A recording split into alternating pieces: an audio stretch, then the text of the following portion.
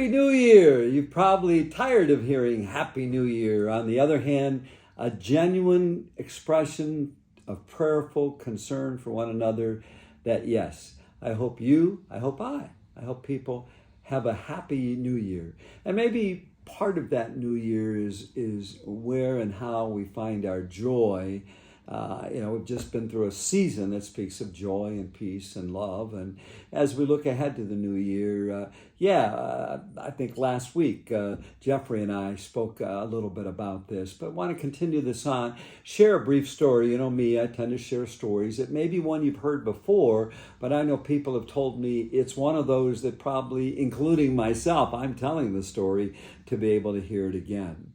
Back in 1977, I was a priest for 3 years, and I was at St. Barnabas in Northfield, and I was very actively engaged in many different directions, doing many different things, and high energy. And I remember when, after about 3 years of that, I went on a retreat in Canada, actually, northern part of Canada. Actually went to a little hut that you were put in to spend 2 days. You'd only get bread and water, literally, for 2 days, and to spend time there simply praying. And again, it was one of those to see, after going to a retreat, Lord, what's a resolution, or what should I resolve as I make this retreat?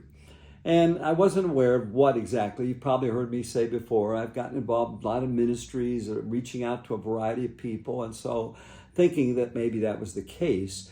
But after a couple of days there, in this case, and I'm saying it, maybe I've said it before, but it's a good reminder for me. Sometimes people preach and speak because they know they need to hear it themselves. This is one. So for me, I was there in those 2 days, 2 nights, no distractions, no phone. Back then, they didn't have cell phones, nothing except the bread and the water and God. And so listening, I basically heard God tell me, when I was thinking of all these great ministries I should get in and what God was going to validate, say, hey, no more new ministries, no more further appointments till 11 o'clock at night.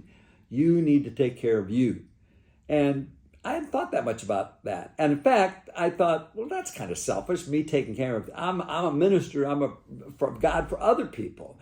But God basically got through to my defense mechanisms, to my self-denial, and basically pointed this out to me, which I knew, but I never faced into. That in those 3 years that I had been at that parish, and I did a lot of youth ministry, which means I ate a lot of pizza and ice cream and everything, I just gained over 30 pounds in 3 years, and it wasn't pretty.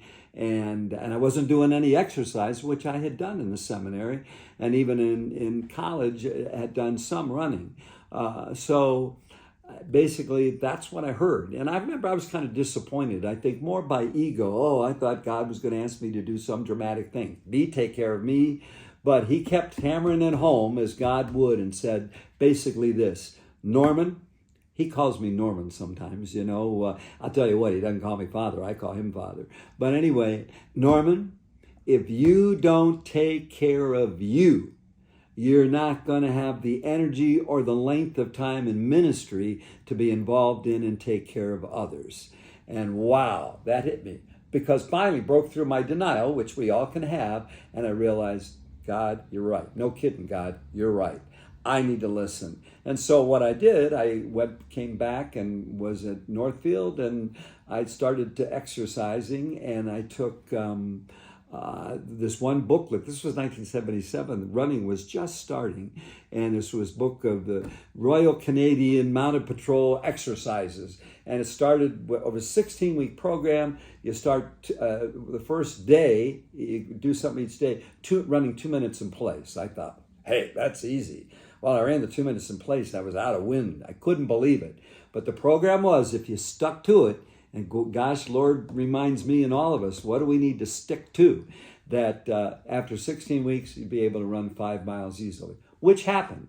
I focused on it, and I think what made a difference, and as we think of all our resolutions even now, it was because this resolution really came from God. It was God saying, this is what I want you to do. This is what I'm calling you to accountability. This is what you need to do, not just for you, but for the sake of everybody else you serve.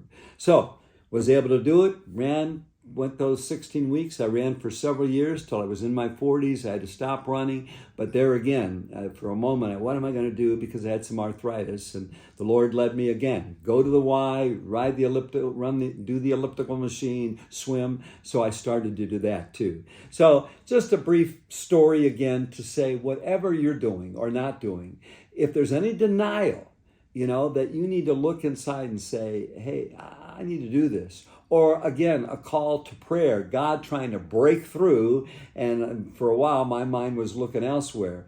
Be open to God breaking through. Be open to one of the most important things is self-care. Not for just oneself. Oh, look at me with lots of muscles and all of that. No, self-care that we can have the energy daily and for a long time to be there with and for other people. That's what God calls all us to be. Thanks for listening.